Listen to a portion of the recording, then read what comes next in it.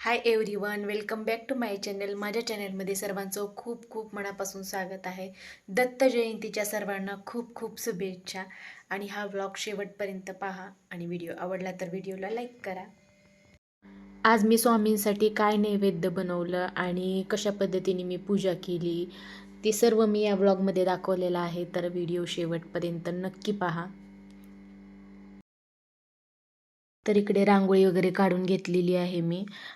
रांगोळी काढताना काय आज शूट करण्यासाठी मुलं पण स्कूलला गेलेले होते, त्यामुळे आणि आहो पण नव्हते, त्यामुळे मग मी काही असं दाखवलंच नाही आहे काढताना वगैरे. मग इकडे उंबरट्याची पूजा वगैरे करून घेतली आणि इकडे घरात पण इकडं रांगोळी वगैरे काढून घेतली. गुरुचरित्राचं पारायणची पूजा करून घेतली, कारण की यावर्षी मी म्हणजे गुरुचरित्राचे पारायण नाही केले. गेल्या वर्षी केले होते मी पारायण, पण यावर्षी मला झालंच नाही आहे असं आहे. मग इकडे म्हणजे मंदिरात पण सर्व काही फोटो वगैरे स्वच्छ करून देवाचे व्यवस्थित अशी पूजा करून घेतली. कसं आहे, आपण रेकॉर्ड करतात, पण करताना पण कसं आहे, कोणी ना कोणी मग मोबाईल धरायला पाहिजे, त्यामुळे मग झाल्यानंतरच मी आज दाखवलं आहे. आणि इकडे नाव लिहिलेलं आहे श्री गुरुदेव दत्त, कारण आज दत्त जयंती आहे. आणि मग इकडे मला करायची होती आज पुरणपोळी, कारण की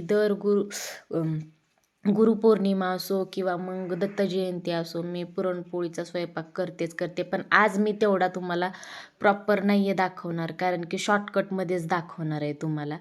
कारण माझं एक व्लॉग आहे पुरणपोळीचा, पंचमीचा व्लॉग आहे, त्यात सर्वांनी म्हणजे पुरणपोळीचा फुल व्लॉग पाहिलेला आहे. त्यामुळे आज मी शॉर्टकटमध्येच मी थोड्या थोड्या क्लिप्स दाखवणार आहे, कारण की तेच तेच काय मग लोक बोर होतात, की तेच पुरणपोळीचा डेली जर आपण दाखवत राहिलो ना, मग पण खरंच आज इतकं मन प्रसन्न होतं आणि इतकी मनातून मी दत्त महाराजांची पूजा केलेली होती ना, खरंच खूपच छान वाटतंय. आणि माझा तर दत्त महाराजांवर खूप खूप खूप विश्वास आहे आणि स्वामी समर्थ महाराजांवर पण खूप विश्वास आहे. आधी माझ्या जीवनामध्ये म्हणजे कसं, स्वामी समर्थ महाराज आधी आले आणि मग नंतर मला असंच एका रात्री एक माझा एक अनुभव सांगते तुम्हाला, की एका रात्री मला असं स्वप्न पडलं आणि मग दत्त महाराज आले माझ्या स्वप्नामध्ये. 3 असे बाळ आले आणि मग असं मी दार उघडल्यानंतर मला असं गाई दिसली. मग त्यानंतर मग तेव्हापासून मी दत्त महाराजांची पूजा करत राहिली आणि माझा त्यांच्यावर खूपच खूपच विश्वास आहे असं आहे.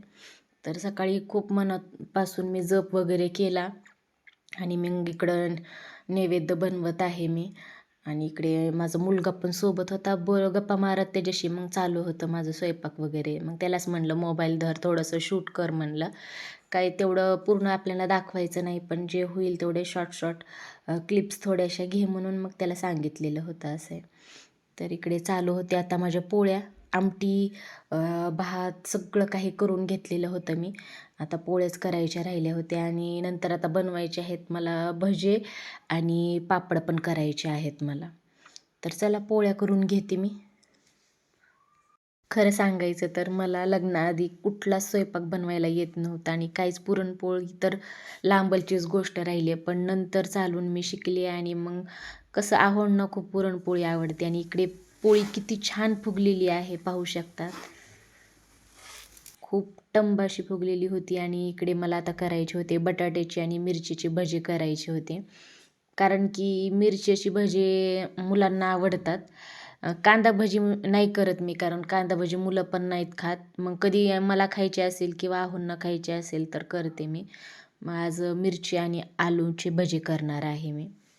खूप छान आणि खूप टेस्टी होतात. तर त्याच्यामध्ये मी टाकताना काही मी क्लिप्स दाखवल्या नाहीत. थोडंसं मीठ, तिखट, हळद, थोडासा ओवा असं मिक्स करून घ्यायचं आणि थोडीशी कोथिंबीर टाकून घ्यायची आणि थोडासा सोडा टाकून घ्यायचा, म्हणजे थोडंसं फुगतात भजे. खूप छान होतात, तुम्ही पण नक्की एकदा ट्राय करून पहा. तर इकडे मी चालू आहे माझं करून. तर सध्याला माझ्या लाँग व्हिडिओजला पण तुम्ही खूप छान प्रतिसाद दिलेला आहे, त्याबद्दल सर्व ताई आणि सर्व दादांचे खरंच खूप खूप धन्यवाद.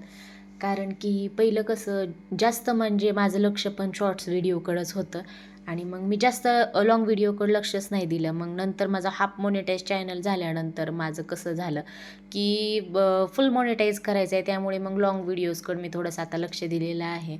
पण तरी पण डेली अपलोड करणं मला होतच नाही आहे, कारण की मग काही ना काही घरातले आपले अदर कामं असतात. पण तरीही मी प्रयत्न करत आहे आणि आता थोडंसं माझं प्रोत्साहन पण वाढलेलं आहे. तुम्ही पण मला खूप छान प्रतिसाद देत आहात, त्यामुळे आता थोडंसं माझं प्रोत्साहन, कॉन्फिडन्स खूप वाढलेला आहे. आता माझं चाललं आहे असे की रोज डेली अपलोड करावा, डेली व्लॉग्स बनवावा, कारण व्ह्यूज पण छान येत आहेत आणि अशा पद्धतीने माझं म्हणजे वॉच टाईम पण पूर्ण होत आहे. तर इकडे मिरच्याचे पण भजी मी करून घेतलेले आहेत आणि इकडे आलूचे पण भजी मी करून घेतलेले आहेत. फक्त आपल्याला काय करायचं आहे, भजी बनवताना ना स्लो टू मीडियमवर गॅस ठेवायचा आहे. कसं आपण खूपच फास्ट केलं ना गॅस, तर मग भजे पण खूपच असं करपल्यासारखे लागतात आणि मग आतून खूप कच्चे पीठ तसंच राहतं. त्यामुळे थोडंसं आपल्याला स्लो टू मीडियमच ठेवायचं आहे गॅस. आणि इकडे पापड पण तळून घेणार आहे. पापड, कुरवडी वगैरे तळून घेणार आहे मी. मग इकडे पापड तळून घेतले, इकडे कुरवडी तळून घेतली आणि आता मला ताट वाढून घ्यायचं आहे, कारण देवाला नैवेद्य ठेवायचा आहे.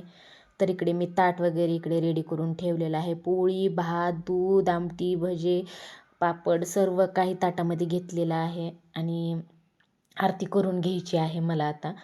तर आधी मी नैवेद्य वगैरे ठेवून घेणार आहे आणि सर्व नैवेद्यावर आपल्याला तुळशीपत्र म्हणजे तुळशीचं पान ठेवायचं आहे, कारण की कधीही आपण स्वामी समर्थ महाराज असो किंवा मग दत्त महाराज असो, देवांना नैवेद्य दाखवताना आपल्याला तुळशीचं पान ठेवायचंच आहे.